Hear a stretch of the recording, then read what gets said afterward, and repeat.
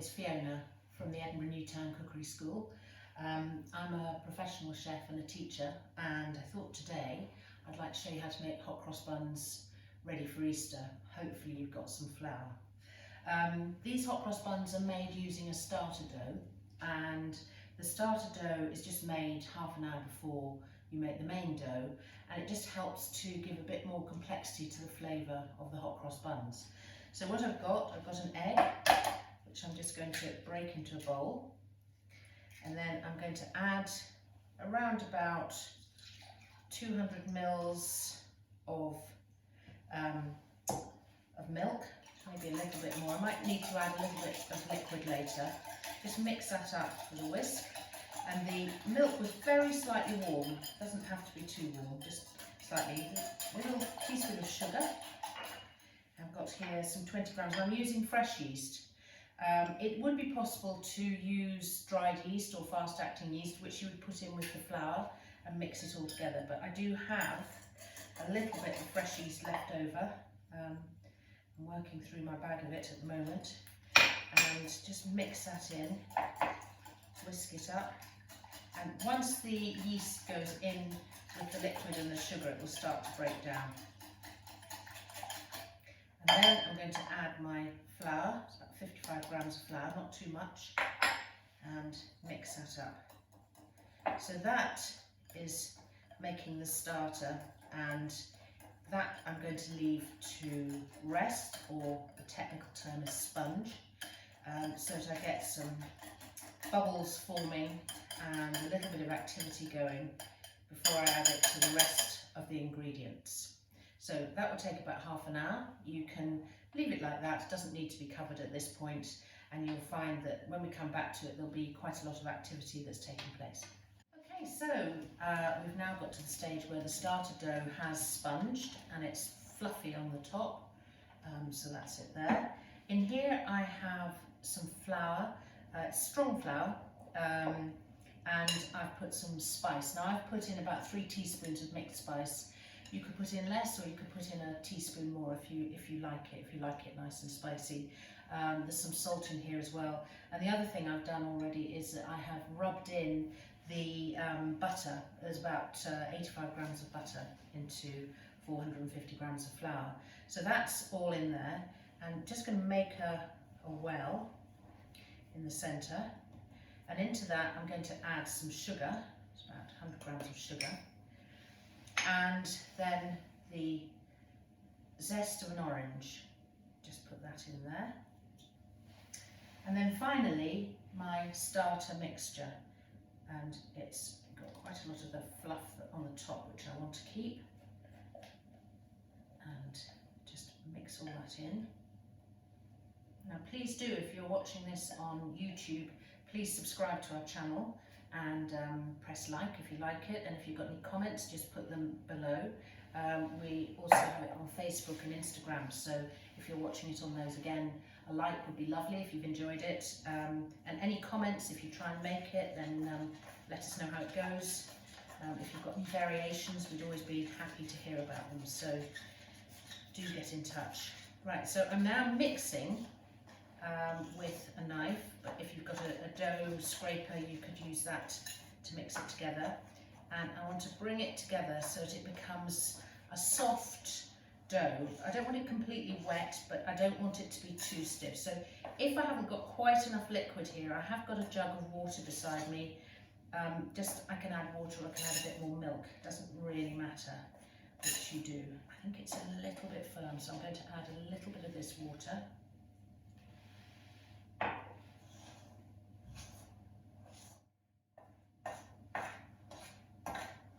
Feels better. So bring that all together, and then when you feel it's ready, you put your hand in to bring it together as well. And then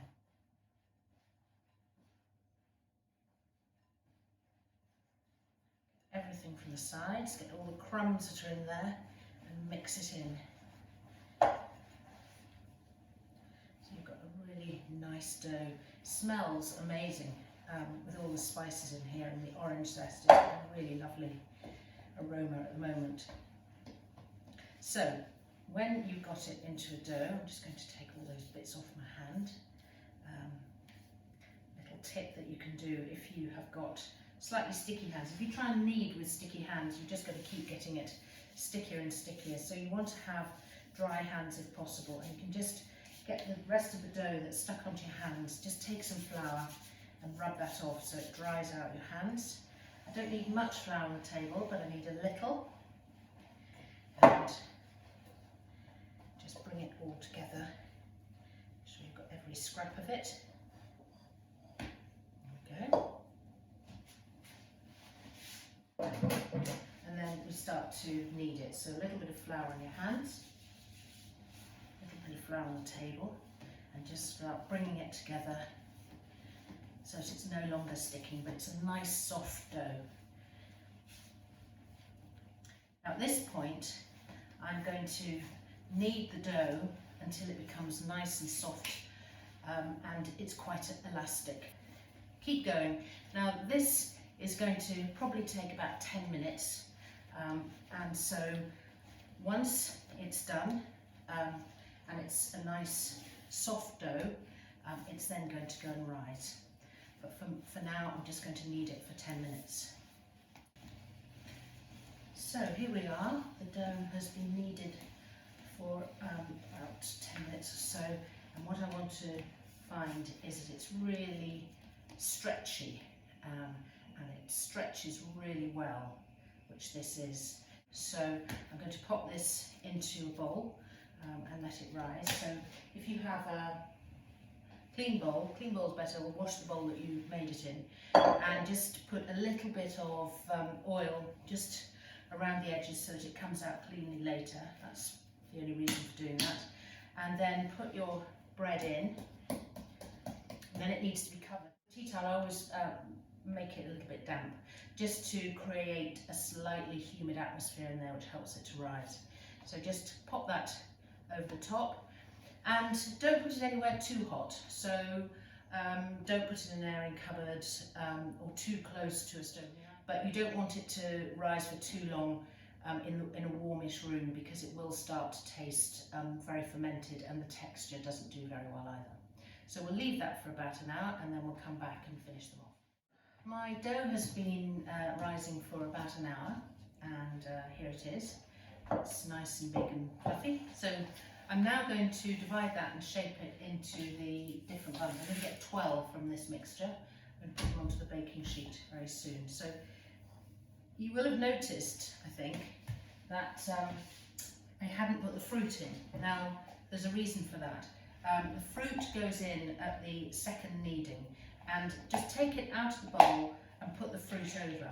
Now, the fruit that I've got, you can use any fruit you like, really. Traditionally, it would have been vine fruits, so raisins, currants, and sultanas, and maybe some mixed peel. I had a look in my cupboard to see what I had, and I had some apricots, so I've got some chopped apricots. I've got a few sultanas, raisins, currants, and I've also got a few cranberries. So I've put all of those in, but you could add dried apple. You could even put a bit of grated apple in if you wanted to. If you wanted chocolate, you could put chunks of chocolate in. So put it all on like that, and then just start to knead that in. Now, the reason we don't do it at the beginning is because this fruit is very high in sugar, and if I allow to knead it at the beginning, if I really knead it hard and knead it well at the very start, those bits of fruit break up and break open, and the sugar releases into the dough. And if you have too much sugar, the dough won't rise. It affects the yeast, and it's too much sugar for the yeast to work. So put them in the second stage, and that's why also it's good to have a dough that is not too stiff, that it's got an area that you can get this fruit into it. So just knock it back. This is what we call it at this stage, is knocking back the dough, just pushing it back to its original size, and just trying to make sure that you get the fruit really well mixed into that. So it only takes a couple of minutes to do that, and the reason why I'm doing it is not only to add the fruit, but just to make the texture a little more even of the finished roll, so I don't have too many big holes in the middle of of the hot cross buns. Sometimes when you're making bread you want those holes, but when you're making something like this you don't really want to open it and find that yours has just a great big hole in the middle of it. So, okay, so that's probably about enough. I don't want to break the fruit up. So just roll it out. I think I've got a bit more fruit at that end, so I'm just going to roll it out now. And cut it in half. And if you wanted to, you could weigh these to make sure they're all the same weight, but you can do it by eye. Do it in half again.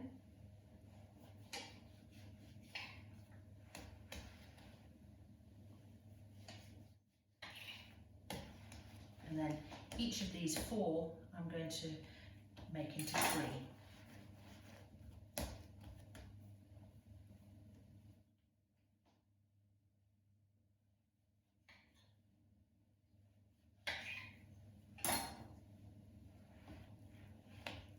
Pieces out.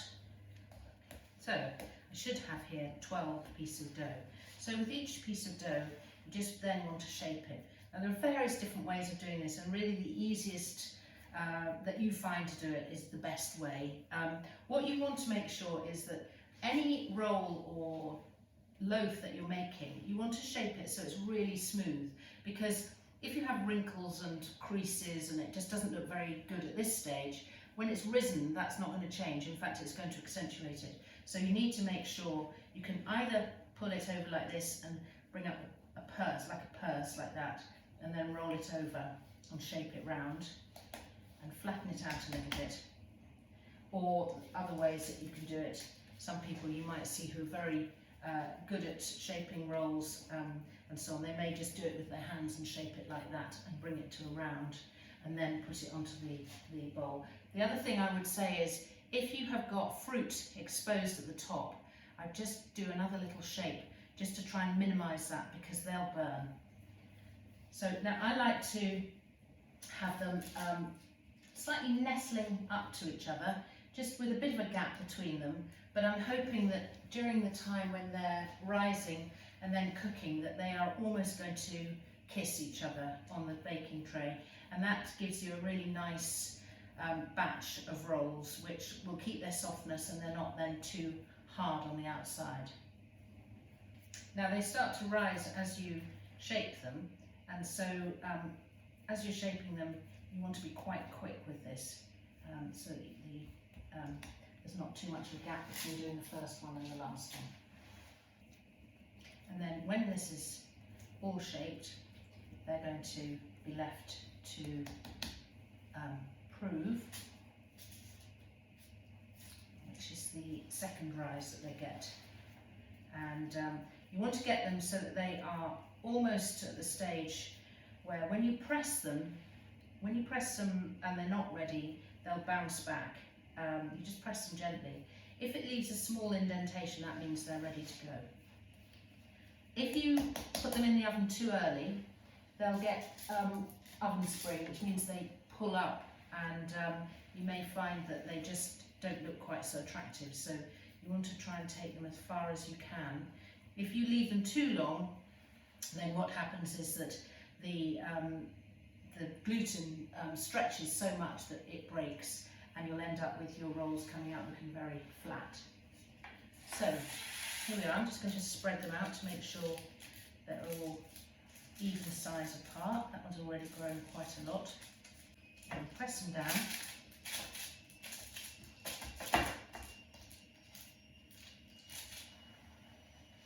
Pop the towel back over the top of them just to let them prove.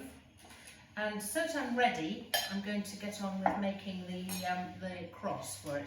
So in here I've just got a little bit of flour, and then I've got some water. I'm just going to start off by putting about 2 dessert spoons in.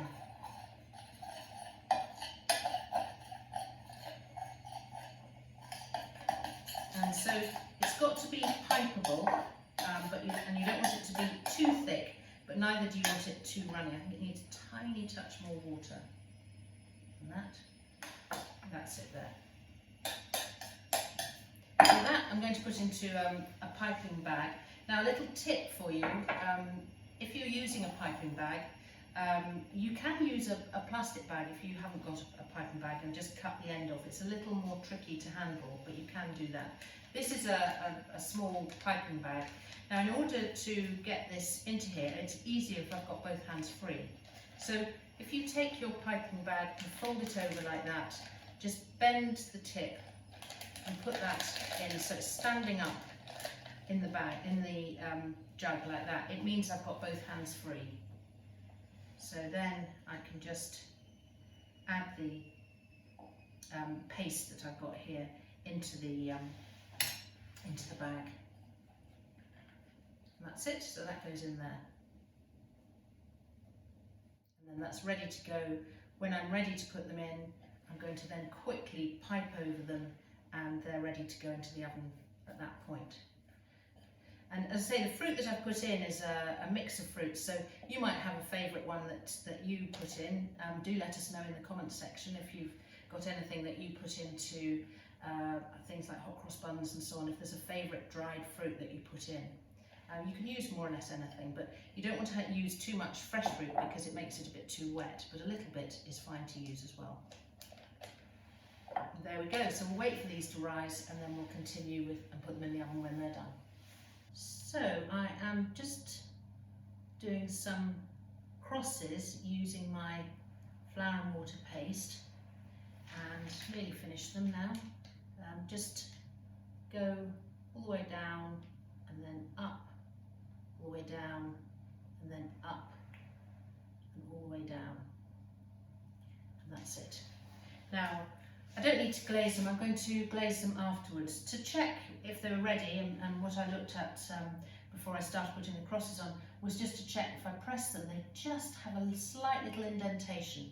Now remember that these will take quite a long time to rise before you put the crosses on, before you put them in the oven. They have a lot of sugar in, and that tends to mean that it takes longer to rise. So these are going to go into the oven now for about 12 to 15 minutes. They may take a little bit longer. I will have a look at them after about sort of 12 minutes or so and see how they're doing. I might turn them around in the oven. You might even turn the oven down slightly if they're beginning to look quite dark, because the sugar in there often gives a misleading sign that they're ready when in fact they're not. So if they're getting very dark, check them and test them by tapping underneath. They should sound hollow and they should be quite firm all the way around, so they shouldn't have any softness around the edges when they come straight out of the oven for them to be cooked. So we'll put these in the oven and we'll cook them, and then when they're finished, there's just one more little thing to do to them, another sort of little tip that you can do, which is very easy to make a glaze for. The hot cross buns are now out of the oven. They are sounding quite hollow. I can tap them underneath and they're hollow, they're very hot. So to finish them off, I'm going to just glaze them. Now, an easy glaze for this. You can use a little bit of sieved apricot jam if you like. You could make a sugar syrup from it to go on top of it, or this is golden syrup, which I've just warmed up and put a tiny little bit of water with, so about a tablespoon of golden syrup with about a teaspoon of water, and then just glaze them all over, and that will give them a really lovely sticky sheen. And then when you've done this, and I would usually let them sit on the baking sheet for about 5 or 10 minutes, and then lift them off onto a wire rack so that they cool down on the wire rack. If you do that, they will be really nice. If you leave them on the baking sheet, it means that they can just get a little bit soggy sometimes. They're better to cool on a wire rack. And there we have the hot cross buns all ready to eat. I'm sure I can hear feet outside, desperate to have one of these. So please, if you like our channel, subscribe to it. You'll find that the recipe for this is underneath. You'll find a link to the recipe which will be on our website. If you have any comments, if you've got any questions, please put them there and we will endeavour to do our best to answer them. But have a go with these if you can find the flour. Have a go with these for Easter because they're quite fun to do, and everybody will absolutely love them. Till next time, bye bye.